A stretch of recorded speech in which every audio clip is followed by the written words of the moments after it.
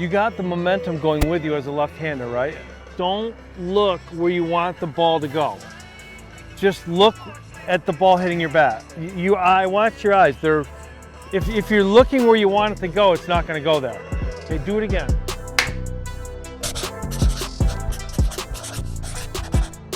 My first impression with Coach Owens was obviously that he's a very intellectual guy when it comes to baseball.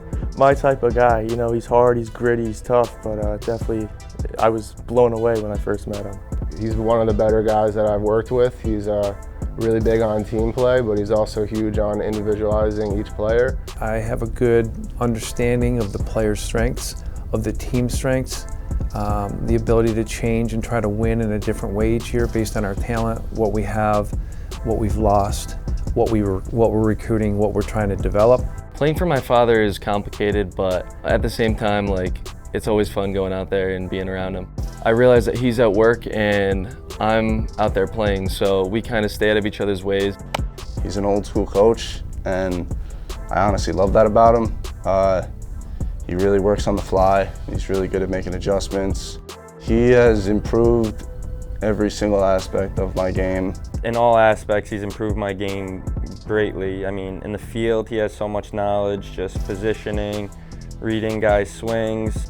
I want them to enjoy coming to practice every day. I want them to enjoy the experience. It shouldn't be a chore. So we try to create a fun atmosphere as well, while holding them to a high standard. It's not a lax atmosphere.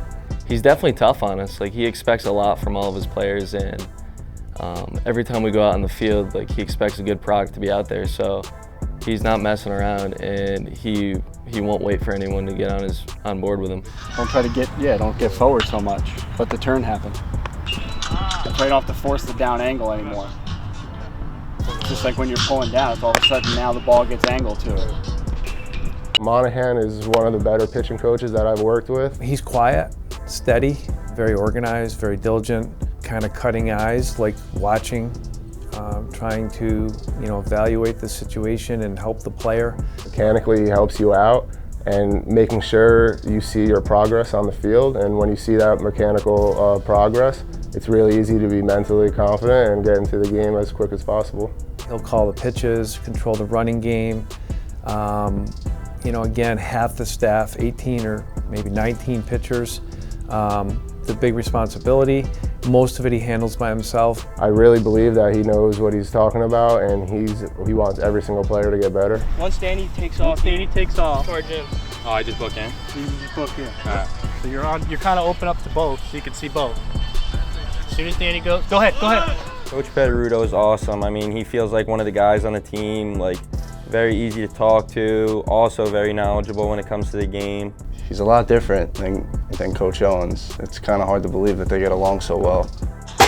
Fiery guy, has a high care level, relates to the kids, I think, on a very good level, good communication, holds them to a high standard, willing to do the extra work with kids all the time. If I were to look at myself 2 years ago offensively, I wouldn't even know myself. Kyle has really improved my stance, my approach, my swing mechanics. He's always watching video on our swings, talking to us, letting us know what he sees, what he thinks we could do better, which is obviously just great to hear in the dugout there in the game.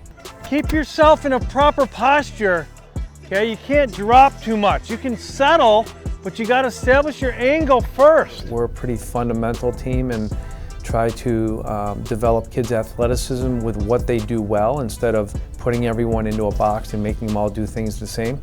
We're not trying to build something for a short period. We're trying to build a program with a great foundation, one day at a time. We want to build that, into year after year after year, being able to compete at a high level and play for championships. I'm Kayla, and this is what I work for. I need health insurance that makes it easier to see a doctor, so I don't have to worry. This is how Horizon Blue Cross Blue Shield of New Jersey works for me, and him, and her. I didn't know what was on the other side of gymnastics. As an athlete, you're focused on your sport, how you're performing, your teammates, but on the coach's side, there's so much more that goes on that you're not aware of.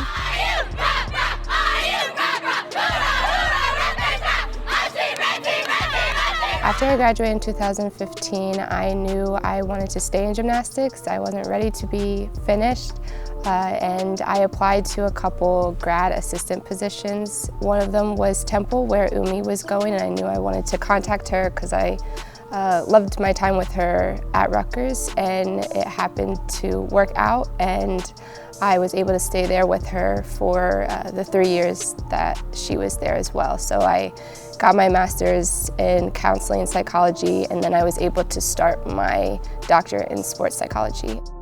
My doctorate in sports psychology is almost perfectly applicable to the sport of gymnastics. Gymnastics is a very mental sport. I mean, we're flipping on 4-inch beams, running full force to an object on vault. And to be able to use what I know in sports psychology and then my experience competing is definitely something that I really take pride in and that I enjoy coming to work every day to be able to do.